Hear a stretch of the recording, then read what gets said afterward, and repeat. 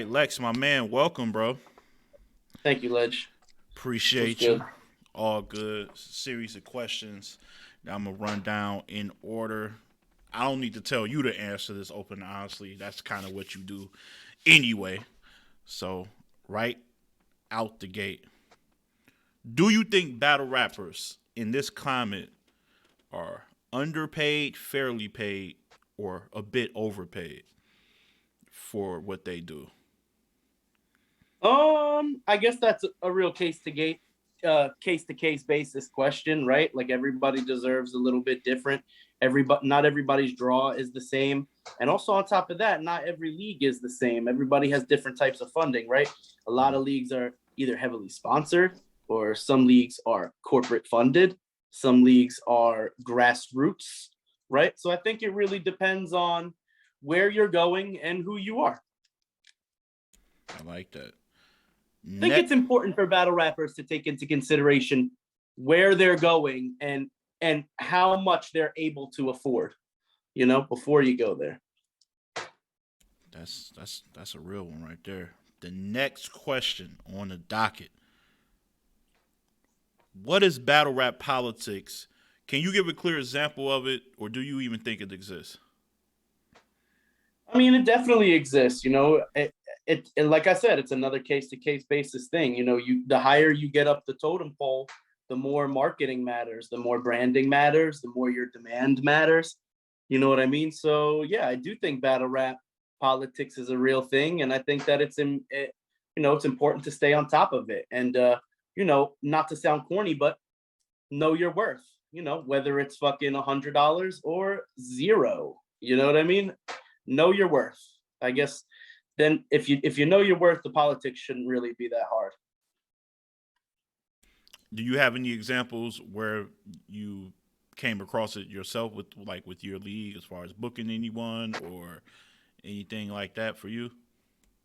I mean, our league's a little more inclusive, and plus we're also known for being oddities or a band of misfits, however you want to word it or phrase it.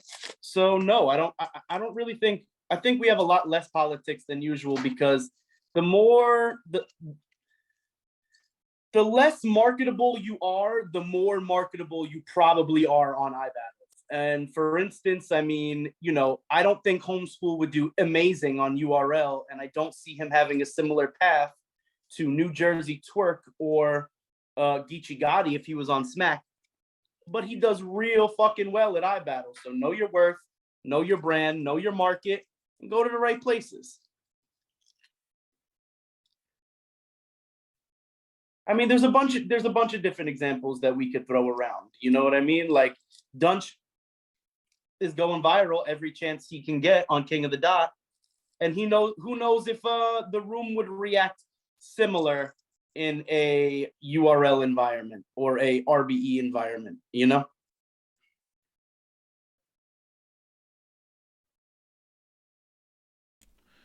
Have you ever seen something a battle rapper did on another league that was so foul you vowed to never fuck with them? And can you say, if you can't say who it was, do you remember what it was? I'm really petty. So like I see battlers, I saw a battler once just talking shit about Marv One, and I was like, hey, your battle's canceled. We're not welcome. You're not welcome over here. And the guy's like, what the fuck? That's fucked up. And I was like, that's my man's. And he's like, yeah, and I'm like, yo, you can't expect to come into this shit where we're all here and you get to disrespect anybody that you want. Take that shit somewhere else. You know what I mean? So I've seen battlers, especially at iBattle, man. I've seen people come in the tryouts, get into arguments with people in the Facebook group, and I'm like, hey man, you're not welcome here anymore. Your battle's canceled. And they're like, why? I'm just arguing with somebody. And I'm like, that somebody's been here for fucking 10 years. You know what I mean? And they help build the platform that you're trying to make a name on. And if you want to disrespect them over something petty, you can fuck off. There's a million leagues under the sun. And if you're gonna sit around and argue with people and be petty and just overall be a bad vibe, you're not really welcome at iBattle pretty much ever. So yeah, but I'm pretty petty when it comes to stuff like that. I have people who listen, man. If you come to iBattle and you talk, and I'm like, hey, please stop talking, and you just keep doing it, my security is going to kick you out, and you're going to be told never to come back to iBattle ever again. You know what I mean? So, um, yeah, I personally do that type of stuff all the time. I mean, you know about Rainbow Princess, right? We're pretty petty over here, man. You know, the guy stole the deposit, and we changed his name to Rainbow Princess on every battle. It cost him $300, $300 for the permanent name change on all your most popular battles. Yeah, yes, it does, Ledge. If you come into this shit and you're a fucking asshole, you're gonna get that energy right back.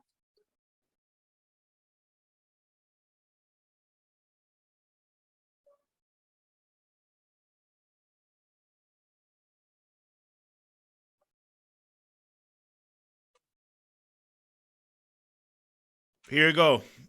What are some things a league does that can ruin their own success? I would say crossing the boundaries of brand loyalty. You know what I mean? Like not taking care of the people who built the platform. League owners having an ego and thinking that they're more important than the battlers and treating them poorly. I think that is one thing that I've seen over and over again.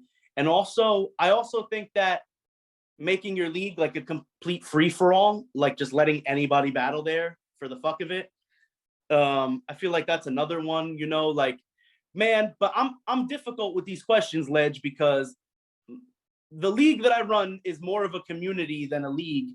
So whenever things go against most community guidelines, we take action behind it. So uh, I think that a big league a mistake can make is just letting anybody be a part of your shit, not gatekeeping, keeping terrible battlers around just because you're friends with them, letting people pay for matchups before they're ready for it, and destroying their own career as well as the legitimacy of your league.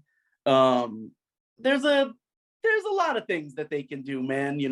Poorly spending your budget, paying people that don't deserve the money, even if it's $50. Like if you have $25 tickets and you give somebody $50 to battle and they sell one ticket, you lost $25 booking. I mean, $25 ain't a lot of money, but you lost it and it adds up. And if you do as many events as I do, at the end of the year, you lose $5,000. You know what I'm saying? So I would say spend your money better, keep your leagues more inclusive, and keep some veteran battlers around to give advice to the new up and comers, because most league owners aren't battlers, right? So I feel like that's another thing leagues do. You can have a league owner that's not a battler, thinks they can give advice, they give the wrong advice to a battler and just ruin their career. You know what I'm saying?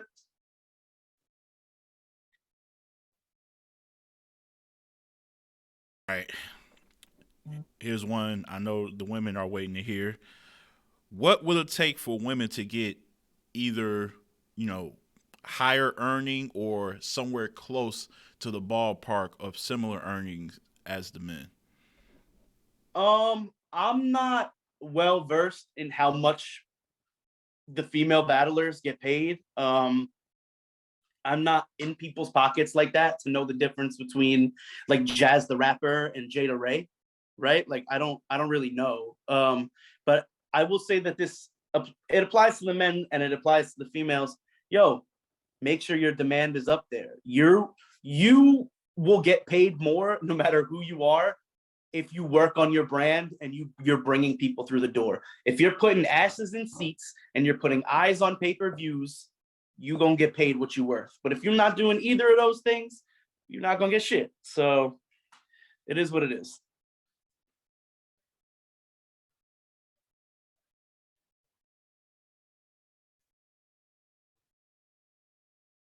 Next question. Give me a time where you had to, whether you felt good about it or you was reluctant to do so, but it had to be done.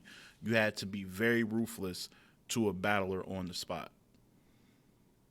On the on the spot? On In the what way? like maybe someone just came extremely too late when you booked them, and you just like, no, fuck that. Or maybe they came with an entourage that was just very shitty, and you had to just like, no, they gotta go. Just any point in time where you had to be like, you know what, right here and now, this is how I feel. Fuck off. Was there any time you had to be that ruthless to someone? I mean, what I feel pretty ruthless for what happened with Mage. You know what I'm saying? If we can sit there, I'm like, I didn't want to battle him. That's one. That's one. When you call me out in battles, you call me out in a battle, I fucking take it, and I stop your momentum, right? That's probably the most ruthless thing I've done so far. You know, I mean, Rainbow Princess is up there. You know what I mean? Like, there's a couple times, man, where I've had to tell battlers like, "Yo, you're mad fucked up right now. Like, I'm not gonna let you battle. I'm not gonna let, I'm not even gonna let you in the venue. I've had to tell battlers like, "Yo, you have a drinking problem. I love you to death. Please don't come back until you get that figured out, though." You know what I mean? And that's always pretty ruthless. I had you know, I've had to sneak people out of the venue before people beat the shit out of them. And I've had to tell them like, "Hey, I know you're a battle rapper and I know you're super tough, but everybody's about to kick the shit out of you. I gotta get you out of here." Please don't fight back. Don't argue with me. Don't get gangster. Like, let me get you out of here, and let's have a good night.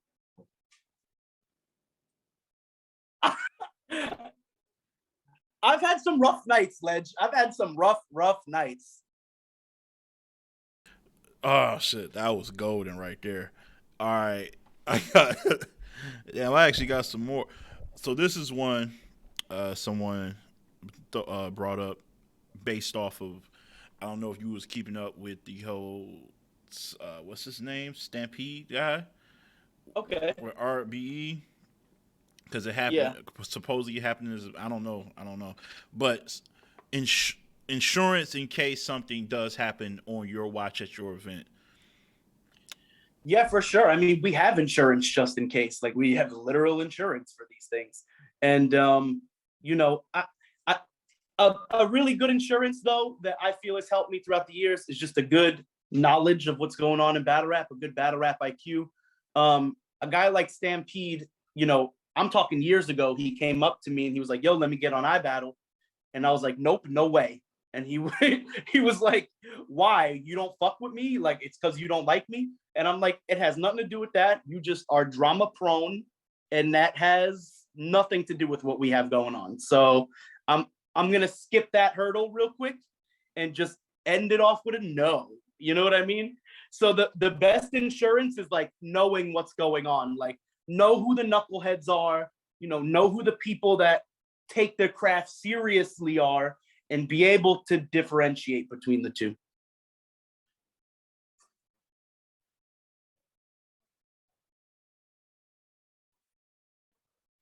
Like, I'm not having fun in this room with you, so no, you're not invited to the iBattle event. You know what I'm saying?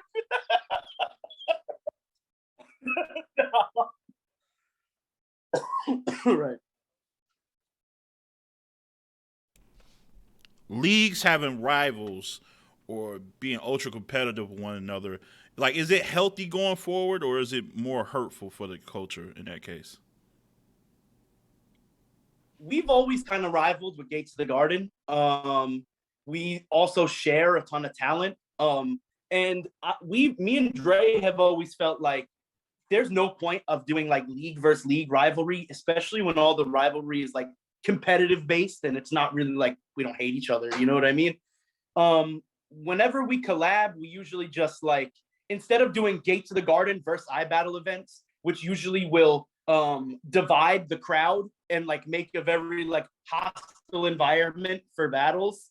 iBattle guys rapping, Gates of the Garden dudes like, "Shut the fuck up," like while he's rapping. You know what I mean? Like, just divides the audience. Those types of league versus league cards. So when me and Dre collab, I book 5 battles, he books 5 battles, and we just enjoy each other's battles, right? And we cross promote. So the iBattle battlers get to battle in front of the Gates of the Garden audience. Gates of the Garden battlers get to battle in front of the iBattle audience.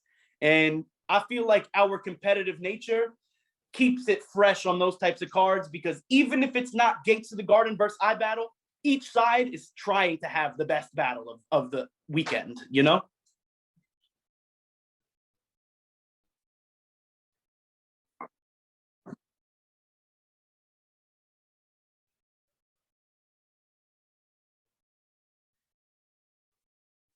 Battle rap loves tearing each other down. Battle rap's always had this like crabs in a bucket mentality of like, you know, I want you to do good, but like, God forbid you do better than me. You know what I mean? Like, so, you know, we've been trying to push the positive mindset forward with battle rap, and like these collabs have really been epic, man. And we've gotten a lot of really crazy battles from them, whether it be like Kang versus Danny Myers, or Rebuttal That and Ken Savvy and Wise, Bill Collector and Mulips. We've had like a bunch of collabs with Gates of the Garden that have given us classic fucking battles, you know? So hopefully moving forward, a lot of other leagues want to adapt that and give some other fans classic battles instead of hostile environments where people are getting heckled and shit. Last one, well, not the last one. One of the last ones is, why isn't there more discussion on like mental health and anxiety within the culture? And have you personally ever went through either one of those in like throughout your career? Um, yeah, I probably got a bunch of shit wrong with me. I don't know what the fuck it is though. I probably got the endless bag of problems, you know? But I think it's hard overall for people to express themselves, you know what I mean? So it's very hard for people to not only identify what's wrong with them, but also be able to talk about it, you know, and be able to articulate and put into words how they feel, you know what I mean? So, but that's such an important part of battle rap. So I'm really looking forward to, I know EFM I know EFM has been doing like a lot of the mental health spaces, and I know in the UK they've been doing events with it. I'm hoping to see more of that in battle rap because, you know, battle rap, hip hop itself is expressing yourself, right? And it's very rare that a battle rapper goes in there and gets out of the ring and we know anything about him, right? A lot of people go in there with a cookie cutter style, you know, AB punch style, and we don't get any what's the word I'm looking for? We don't get any like um feel from them. We don't get any of their character, none of their personality. You give me nothing to relate to. You know what I mean? And I hope we get to see more of that. It looked like Hallahan did something like that a while ago after the Cortez battle, which did huge numbers. You know what I mean? And I think more of that in battle rap would be not only appreciated, but would help the artist out a lot.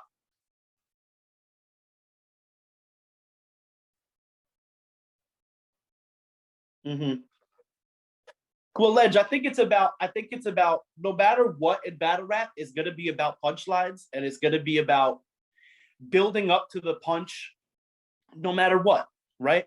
You just have to format what kind of punchline it is. And if you could format a punch about a fucking gun or about a fucking car, you can definitely do it about yourself. It's just that the words are different, right? So switch the words up, switch your idioms up, you know what I mean? And I, I think it can help a lot. You know, it's not something that I'm the best at either, but I'm definitely trying to work at it as an MC. Lastly, as a league owner, you see what's going on. We got streaming platforms. YouTube isn't valued as it once was. 5 years from now, how different is the landscape of battle rap? Is everything going to be streaming or apps? Will it regress? Like, what do you like? Where are we going with this shit? Battle rap will always be grassroots. It'll always be on the corner somewhere. It'll always be on in a barbershop somewhere. It will always be in a fucking bar. It'll always be, you know what I'm saying? In a fucking biker clubhouse. It'll always be there and it'll never go anywhere. So in 5 years, at its absolute worst, it will still be in barbershops and at the corner. And at the absolute best, it's syndicated by major networks And the leagues that work the hardest and have the highest battle rap IQ will probably be getting picked up.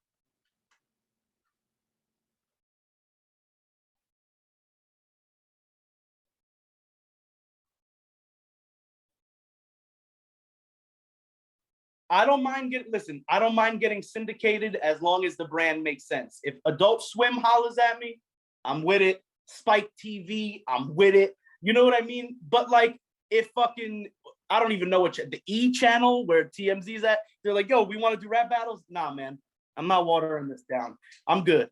But if like I said, if the branding makes sense and it's cohesive, I would love to do something like that. And I think that a lot of battle rap leagues have that potential, but they also kind of have to figure out who they are first. Battle rap is a part of your life, but outside of battle rap, what's the most enjoyable thing you do in terms of breaking away from battle rap? I love playing Dungeons and Dragons with my friends, bro. Like, I said, yo, I really do. There's really nothing like sitting at the table and like rolling up like a quarter ounce of some sticky, right, and playing D&D for like 5 fucking hours. You know, you play with the right people, man. You know, a lot of my D&D friends, they be watching iBattle too. Like, it kind of makes sense. You know, they loved Mage. They loved Mage. You know, they loved Mage. Um, but you know, I have a group of friends that I've had pretty much my whole life that we're all also into hip hop and stuff like that. And they're the people that you catch me at events with most of the time, helping out. And you know, I'll be just cooling with my fucking friends, kicking it, man. That's about it. That's it. Watching Housewives with my girl, I love it. Oh man, ain't nothing like some drunk old bats at 8 p.m., bro. Oh man, my girl loves it. I love it, man. You know, spending time with my loved ones, bro. You know what I mean? Appreciate you, Lex. As always, man, you the best, dog. You already know, Ledge. Anything you need, man. That's it. All right.